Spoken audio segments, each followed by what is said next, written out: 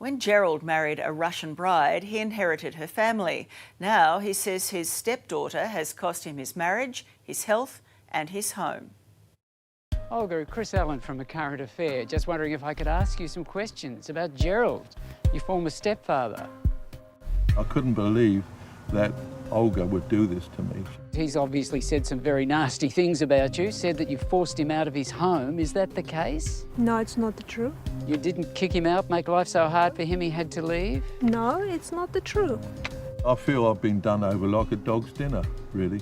At 80, Gerald Martin says he's living out of his car. So, Gerald, this is home for you now? Yes, it is. I've had to rough it for the last few months. But can you explain to us, I mean, you must feel... I can't talk because we've got the lawyers involved. I'm sorry, guys. Do you feel... And this is Olga. She's the daughter of Svetlana, who was married to Gerald for 20 years. That was until Olga moved in, and Gerald says things fell apart. Look, if this happened in Russia, they would have sent her to Kazakhstan into a labour camp. Do you feel at all sorry for him? Obviously, he's 80 years old. He says he's homeless.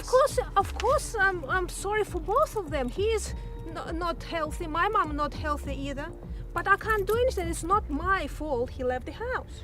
You're fairly close to each other, aren't you? Sure, yeah. You sure are. Can I start with this? This is Gerald and his wife Svetlana on New Zealand TV 17 years ago. They ran a shop called Little Russia, which they later set up in Perth. Now, Gerald makes no bones about the fact that he met Svetlana 20 years ago after advertising for a bride in Russia. I just liked the woman from the first moment, and that was it. Gerald says what Svetlana didn't tell him was that she had an adult daughter, Olga. So you thought Olga was a family friend? Yeah, that's it. Yeah, of course. I had no reason to think otherwise. And then she ended up being my nemesis, if you like. He said you lied about being your mother's daughter, that he didn't know you were her daughter for a long time. I can't talk to you. Gerald says he helped Olga migrate to New Zealand and then Australia, even paying the airfares. Once she got out, they sat together. I looked at their eyes. I said, "Hang on, you're the same people." So you didn't lie about being I can't her talk daughter to you about in the all this beginning? Stuff. It's family stuff. Sadly, 5 years ago, Gerald says Svetlana was diagnosed with cancer. So they moved here, Bicheno, a small holiday town on the east coast of Tasmania. They were hoping to find a quieter life, but it turned out life was anything but quiet. Actually, in 2017, my mom had a stroke. Yep. And he asked me to come over and start looking after my mom. And that's when Olga moved in? Yes, she did. Yeah, with her boyfriend. So she came with her boyfriend from Russia as well? Well, he's from Belarus, from Minsk. That's Yuri, the boyfriend, with Olga picking fruit in the front yard of Gerald's place. How can he help? He can't work because he can't speak a word of English. How are we going to do this? Then Gerald claims Olga accessed his and Svetlana's bank account to buy a trip back to Russia.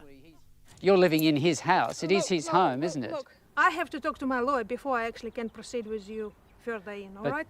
I can't talk anymore. Gerald says he bought Olga and Yuri a second-hand car and still they weren't happy. So Olga sold off some of her mum's jewellery to buy a new car, this blue Mitsubishi. But he says you may have also taken advantage of your mother, sold her jewellery to buy a car.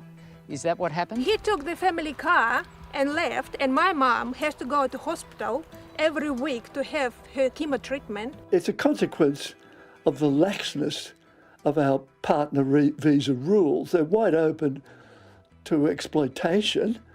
Immigration policy advisor Dr Bob Birrell says many Aussies are finding themselves in Gerald's position when they marry a foreign bride and inherit their family as well.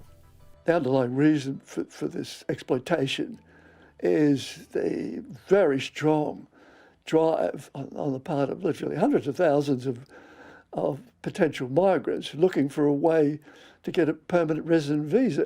In the 2 years that Olga and Yuri lived here with Gerald, he says things went from bad to worse.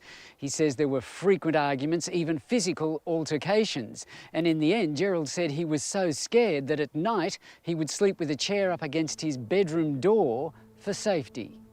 He was sleeping with, some kind of hooks in his bedroom.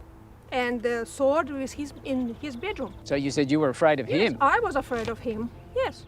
With Svetlana confined to a wheelchair and suffering a brain injury, Gerald claims Olga has taken over her mother's affairs.